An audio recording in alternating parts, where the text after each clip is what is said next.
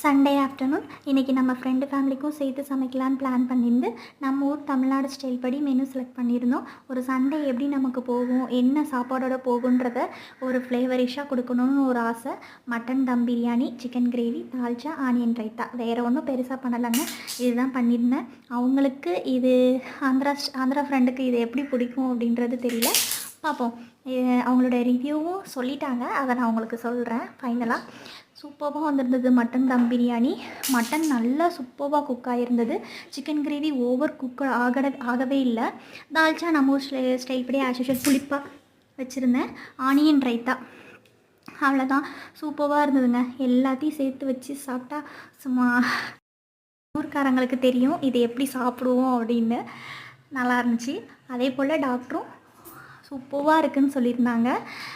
Comment பண்ணியிருந்தாங்க phone பண்ணி.